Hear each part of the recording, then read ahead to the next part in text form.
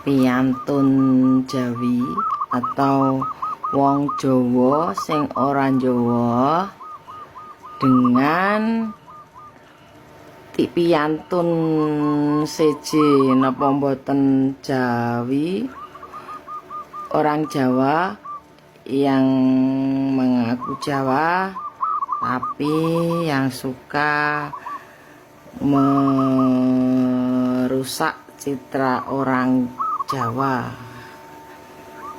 Orang Jawa yang sebenarnya adalah adiluhung, tata krama, berbudi pekerti yang luhur, solah bawanipun menika ramah tamah atau sopan santunnya itu sudah diakui dunia atau siapapun. Kehalusan budi pekertinya, kehalusan tingkah lakunya, bagi mereka yang tidak dalam ilmunya menganggap orang Jawa yang halus menika adalah lemah atau bisa dijajah. Orang Jawi mendel menika nggih sederek bukan berarti tidak mampu untuk mengungkapkan apa yang dirasakannya. Orang Jawa itu cerdas, rata-rata itu cerdas. Bagi yang sudah benar-benar mengugemi falsafah Jawa secara dalam, setidaknya meskipun dalam kehidupannya diterpa kesulitan atau kemudahan, itu bisa bijaksana, itu bisa saya pastikan. Karena leluhur kami orang Jawa adalah orang-orang yang mulia budi pekertinya. Orang asli Jawa diam itu karena sedang menimba ilmu, atau yang karena ilmu itu tidak ada habisnya bagi, dan tidak pernah merasa pintar, pandai, tidak pernah merasa itu, tapi benar-benar pandai diakui oleh bagi yang sudah berinteraksi langsung, rata-rata seperti itu. Kami orang Jawa diam karena kita melihat situasi. Alangkah konyolnya kita kemendel tidak pada situasi yang tepat. Misalkan kekuasaan dikuasai oleh angkara murka atau orang-orang sombong, para penjajah yang menghinakan orang Jawa tersebut.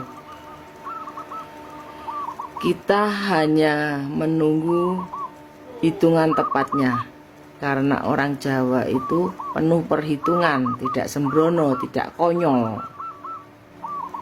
Tapi kami saling tahu siapa yang sevibrasi dengan kami, siapa yang menghormati kami, siapa yang bisa diajak berteman, dan siapa saudara kami. Nggak harus satu ras, tidak harus satu suku, tapi kalau yang menghargai budaya kami di tanah Jawa ini tahu. Sedangkan para orang piyantun Jawa yang orang Jawa menika memang sejatinya itu memang bukan titisan dari roh Jawa. Sedangkan memang kalau menurut saya sebenarnya ya, kalau leluhur Jawa menitisnya itu ya ke orang Jawa. Masing-masing leluhur itu menitis pada anak keturunan yang berdarah. Setidaknya entah berapa persen ada kesamaannya, DNA-nya. Sedangkan yang disebut-sebut sang piningit menika, menurut masing-masing suku mengklaim dari suku mereka. Kita lihat saja, yang mengeluarkan uga di tanah Jawa itu adalah Prabu Jayabaya, sedangkan di tanah Sunda adalah Prabu Siliwangi. Intinya bisa kemungkinan entah itu campuran dari berbagai macam darah leluhur yang mana saja. Yang besar adalah dari Jawa dan Sunda. Itu penggabungan Jawa dan Sunda kalau menurut saya.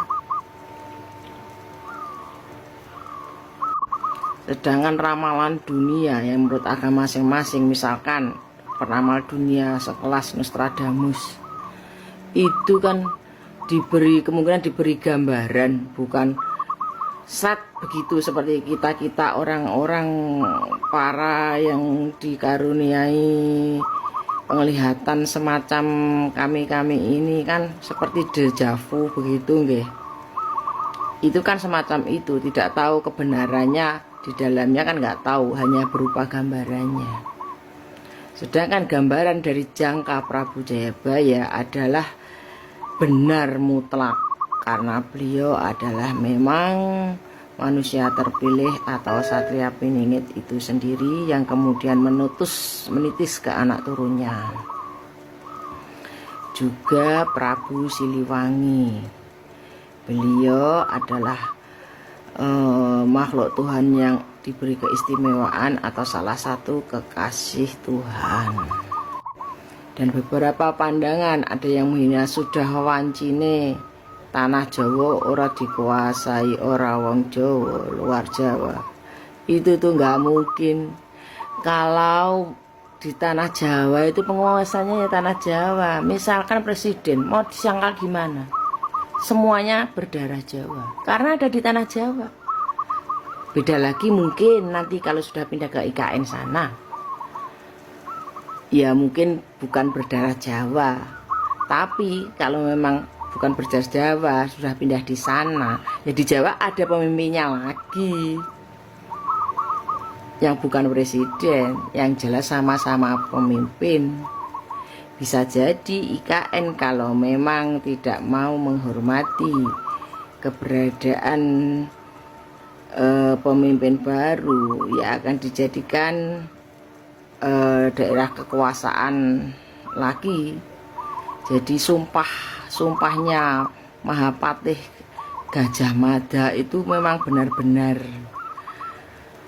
Dan beliau Mahapatih Gajah Mada menurut saya juga menitis atau mempunyai ruh di tubuh sang kesatria calon Ratu Adil menika. Ruh-ruh, entah itu bukan titis atau apa, itu ruh-ruh yang mengemong sang SP menika adalah leluhur